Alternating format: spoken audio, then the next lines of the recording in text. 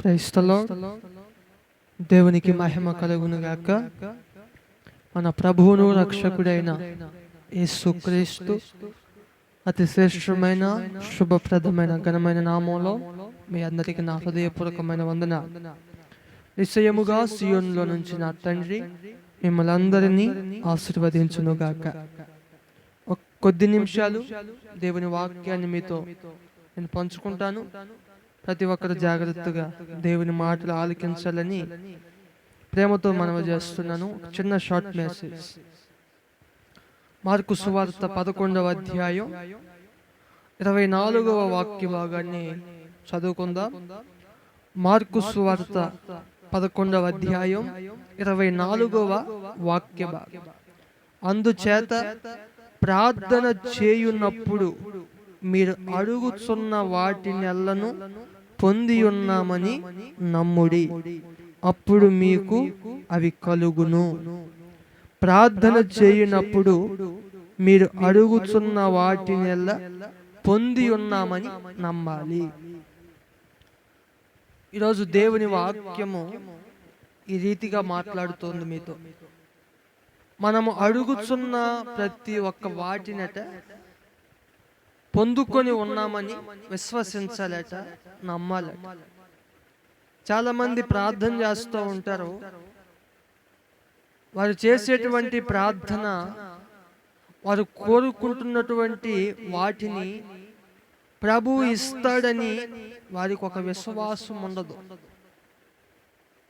వారికి ఒక నమ్మకం అనేది ఉండదు. సందేహిస్తూ ఉంటారు, సందేహముతో ప్రార్థన చేస్తూ ఉంటారు. మనము చేసేటువంటి ప్రార్థన,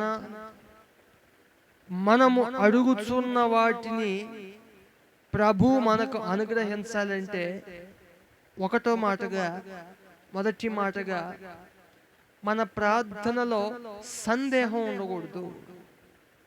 మన ప్రార్థనలో ఏం ఉండకూడదంటే సందేహం ఉండకూడదు. యాకోబు పత్రికలో 1వ అధ్యాయం 6-7 వాక్య భాగాల్లో ఒక మాట రాయబడింది. అతడు ఏమాత్రమును సందేహింపక అడగవలెను. సందేహించువాడు గాలి చేత రేపబడి ఎగిరిపడు సముద్ర తరంగాన్ని పోలి ఉంటాడు.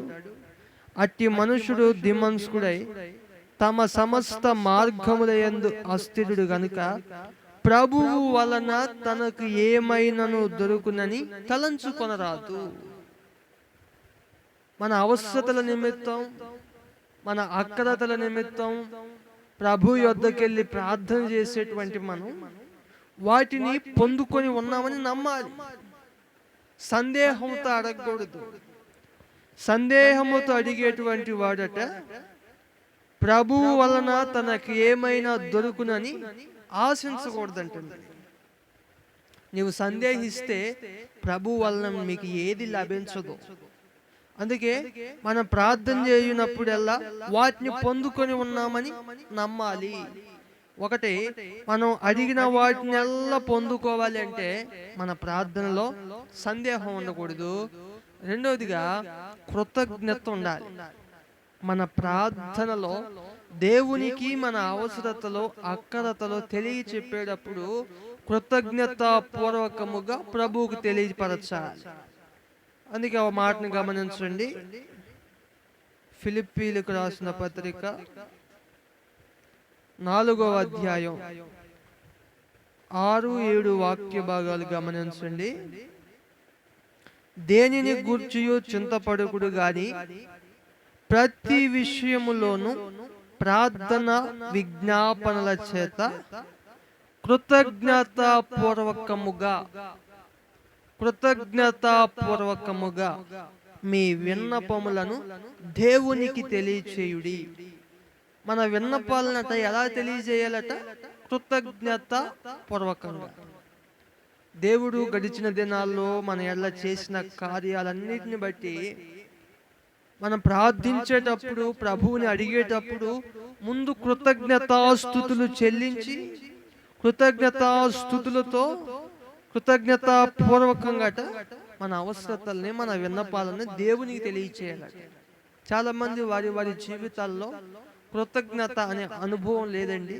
దేవుడు చేసిన కార్యాలను మర్చిపోయి వారి యొక్క వెనుకటి స్థితిని మర్చిపోయి ముందుకు కొనసాగుతూ ఉన్నారు.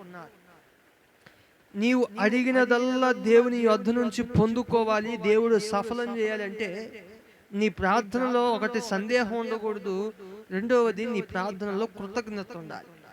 కృతజ్ఞత పూర్వకముగా ఆయనకు నీ విన్నపాలు తెలియచేయాలి. మూడవ మాటగా మన ప్రార్థనలో ఏముండాలి అంటే పరిశుద్ధత ఉండాలి. మన ప్రార్థనలో పరిశుద్ధత ఉండాలి.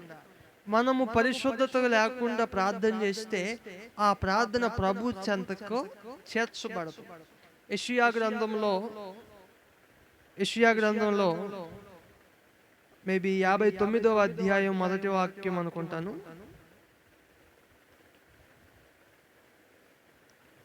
59 మొదటి వాక్యంలో ఉంటుంది, మీ దోషములు మీకును దేవునికి అడ్డంగా వస్తున్నాయి, మీ పాపములు ఆయన ముఖాన్ని మరుగు చేస్తున్నాయి, అందుకే ఆయన మీ ప్రార్థన ఆలకింపకై ఉన్నాడు.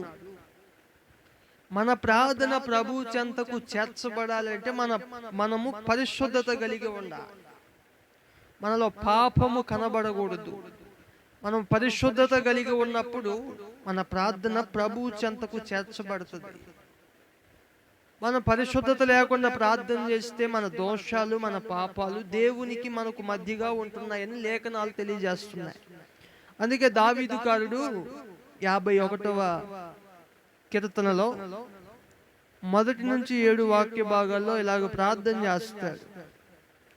51వ కీర్తన 1 నుంచి 7 వాక్య భాగాలు గమనించినప్పుడు, నీ కృప చొప్పున నన్ను కరుణింపుము, నీ వాత్సల్య బాహుల్యము చొప్పున నా అతిక్రమములను తుడిచివేయము, నా దోషము పోవునట్లు నన్ను బాగుగా కడుగుము, నా పాపము పోవునట్లుగా నన్ను పవిత్రపరచు.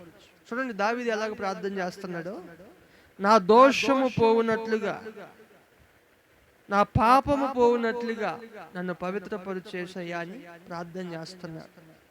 ప్రార్థించేటువంటి ముందు మనలో మనం పరిశుద్ధపరుచుకొని ప్రార్థన చేస్తే గనుక ఆ ప్రార్థన ఖచ్చితంగా ప్రభు చెంతకు చేర్చబడుతుంది. ఈరోజు ప్రభు మీతో మాట్లాడుతున్నమాట, మీరు అడుగుచున్న వాటినెల్లా పొంది ఉన్నామని నమ్మండి. పొంది ఉన్నామని నమ్మండి. మనం అడిగేటువంటి ప్రతి ఒక్కటి మనం పొందుకోవాలంటే మన ప్రార్థనలో ఒకటి సందేహం ఉండకూడదు, 2 మన ప్రార్థనలో కృతజ్ఞత ఉండాలి, 3 మన ప్రార్థనలో విశ్వాసం ఉండాలి, 3 మన ప్రార్థనలో పరిశుద్ధత ఉండాలి, 4వ మాటగా మన ప్రార్థనలో ఏముండాలంటే విశ్వాసం. హెబ్రీ పత్రికలో 11వ అధ్యాయం 6వ వాక్య భాగంలో ఒక మాట రాయబడి ఉంటుంది, విశ్వాసము లేకుండా దేవునికి ఇష్టలై ఉండటం అసాధ్యం. దేవుని యొద్దకు వచ్చేవాడు ఆయన ఉన్నాడని, ఆయన యొద్దకు వచ్చే వారికి ఫలం దయచేస్తాడని నమ్మాలి. దేవుని యొద్ద నుంచి కార్యాలు మనం పొందుకోవాలంటే నమ్మాలి. కాబట్టి దేవుని సంగమా, ప్రార్థన చేయుచున్నప్పుడు మనం వేటి కొరకైతే ప్రార్థన చేస్తున్నామో వాటన్నిటిని పొందుకున్నామని మనం నమ్మాలి. వాటన్నిటినీ మనం పొందుకోవాలంటే మన ప్రార్థనలో సందేహం ఉండకూడదు, 2 మన ప్రార్థనలో కృతజ్ఞత ఉండాలి, 3 పరిశుద్ధత ఉండాలి, 4 విశ్వాసం ఉండాలి.